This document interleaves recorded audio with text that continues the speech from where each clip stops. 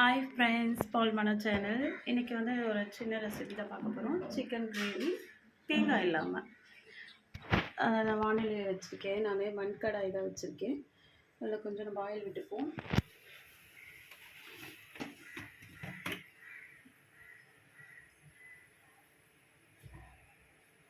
தேவைக்கேற்ப ஆயில் வச்சுக்கோங்க.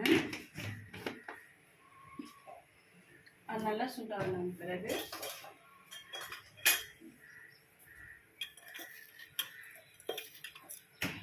கொஞ்சம் சீரகம் போட்டுக்கலாம். அது ஃபாஸ்ட்டாக சூடாக ஆகிடும். ஆனால் சட்டி தானே வச்சுருக்கோம். அதனால் வந்து நல்லா ஹீட் ஆச்சுன்னா நல்லாவே குழம்பு வந்து கிரேவியாக வரும். அதில் பெருஞ்சீரகம் கொஞ்சம் போட்டிருக்கேன்.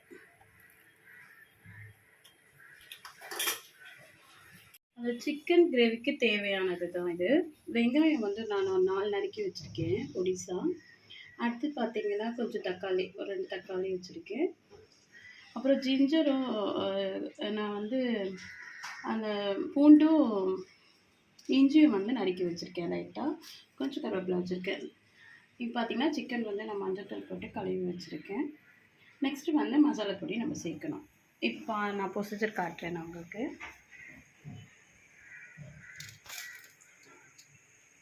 சூடாகிட்டுருக்கு.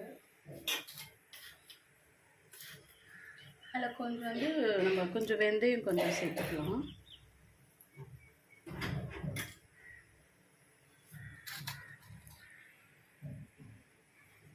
இதில் வந்து நான் இஞ்சி பூண்டு நறுக்கி தான் வச்சுருக்கேன். நான் வந்து அரைக்கலை, சரிங்களா?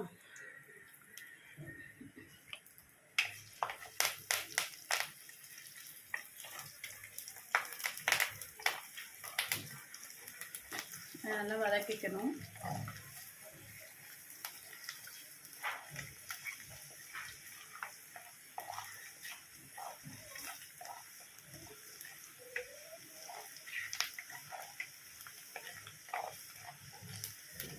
அது நல்லா ப்ரௌனிஷாக வந்ததுக்கப்புறம் நம்ம வெங்காயத்தை சேர்த்துக்கிறோம்.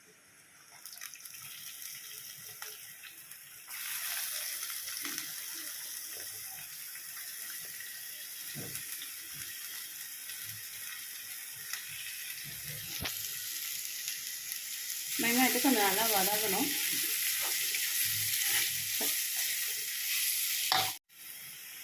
தக்காளி போடுவோம்.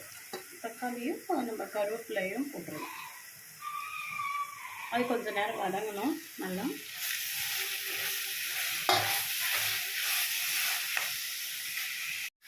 இது வந்து பார்த்திங்கன்னா நான் வந்து சின்ன வயசில் இருக்கும் போது எங்கள் பாட்டி வந்து இந்த மாதிரி மண்சட்டியில் அடுப்பில் வச்சு செய்வாங்க. எங்கள் வீட்டில் கோழி வாத்து அது எல்லாமே இருக்கும். அவங்க வந்து வளர்ப்பாங்க தனியாக ஒரு இதில். அப்போ வந்து அவங்க பாட்டி எப்படி செய்வாங்கன்னா இப்படி தான் சிம்பிளாக செய்வாங்க. அது ரொம்ப டேஸ்ட்டாக இருக்கும். நான் நிறைய டைம் பார்த்துட்டேன். நம்ம வந்து நிறைய வந்து மசாலா அது இதுன்னு போட்டு செய்வோம் இல்லையா. ஆனால் அவங்க அப்படி இல்லை. வெறும் வெங்காயம், தக்காளி, இந்த இஞ்சி பூண்டு அந்த மாதிரி வச்சு தான் செய்வாங்க. அவங்க செய்து நாங்கள் நல்லா ருசி சாப்பிடுவோம்.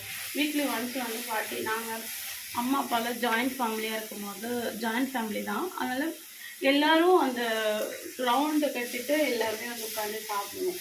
அப்போ பாட்டி செய்வோம் நான் பார்த்துருக்கேன். எங்கள் பாட்டி சமையலை தான் நான் இப்போ உங்களுக்கு செஞ்சு காட்டுறேன்.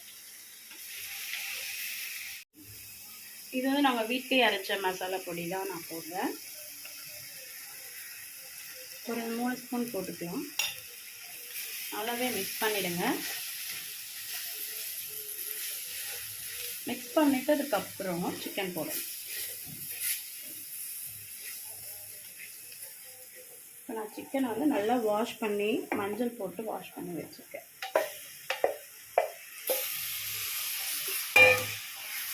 நான் போட்டாச்சு.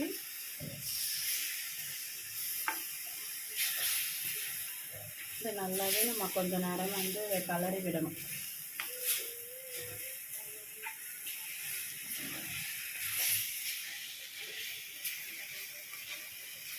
அந்த காலத்தில் வந்து மசாலாலாம் கையில் அரைச்சி தாங்க போடுவாங்க. மிளகாய் தூள் எல்லாமே வந்து பாட்டி வந்து காஞ்ச மிளகாய் அந்த மாதிரி தனியாக அரைச்சி அவங்க குழம்பு வைப்பாங்க.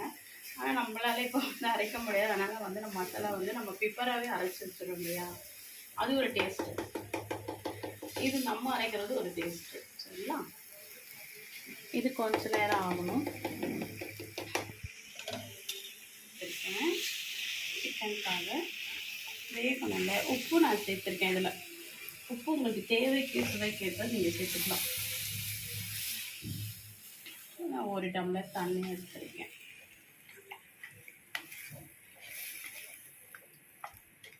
இதை நம்ம வந்து மூடி போட்டு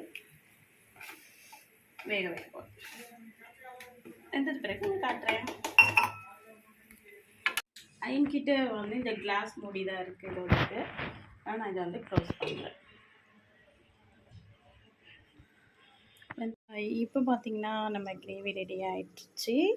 நான் ஓப்பன் பண்ண போகிறேன். நீங்கள் பாருங்கள், செம்மையாக வாசனை வேறு ரொம்ப தூக்குது. இங்கே பார்த்தீங்கன்னா கிரேவி வந்து நமக்கு நல்லாவே ரெடி ஆகிடுச்சு. இது வந்து நம்ம சப்பாத்திக்கு, தோசைக்கு இல்லை ரைஸ்க்கு வச்சு சாப்பிட்லாம். செம்ம டேஸ்ட்டாக இருக்கும். நான் வந்து ஸ்டவ் ஆஃப் பண்ணிக்கிறேன். ரொம்பவே நல்லாவே கிரேவி வந்திருக்கு. இது ஒரு சின்ன ரெசிபி தான். உங்களுக்கு நிறைய பேர் வந்து பார்த்திங்கன்னா நிறைய மசாலாலாம் போட்டு நல்லா டேஸ்டியாக பண்ணுறாங்க. நான் வந்து சிம்பிளாக தான் பண்ணியிருக்கேன். இதுவும் டேஸ்ட்டாக இருக்கும். ட்ரை பண்ணி பாருங்கள். இன்றைக்கி பார்த்திங்களா ஜூலை 1. இன்றைக்கி வேத வசனம் என்னென்னா, நீ இடைவிடாமல் ஆராதிக்கிற உன் தேவன் உன்னை தப்பு வைப்பார். ஆமாங்க, நம்மளுடைய இயேசப்பா வந்து ஒவ்வொரு நாளும் தப்பிக்கிறாங்க. எப்படின்னா, நம்ம நிறைய பேர் ஒர்க்கிங்கில் இருக்கோம். நம்ம ஹஸ்பண்ட் ஒர்க் பண்ணுறாங்க, ஒய்ஃப் ஒர்க் பண்ணுறாங்க, அண்டு பிள்ளைங்க ஒர்க் பண்ணுறாங்க. அப்புறம் வெளியூரில் போய் நம்ம பிள்ளைங்க இருக்காங்க, ஹஸ்பண்ட் இருக்காங்க. அண்டு வந்து பார்த்திங்கன்னா, அதுக்கப்புறம் பார்த்திங்கன்னா நிறைய பேர் நிறைய பிஸ்னஸ் பண்ணுறீங்க, ஹோம் ஒர்க் பண்ணுறீங்க. ஆனாலும் ஆண்டவர் வந்து நம்மளை போகும்போதும் வரும்போதும் தப்புவித்து நம்மளை பாதுகாக்கிறாங்க. தேங்க்யூ. உங்களுக்கு பிடிச்சிருந்தால் லைக் பண்ணுங்கள், ஷேர் பண்ணுங்கள், கமெண்ட் பண்ணுங்கள். பாய்.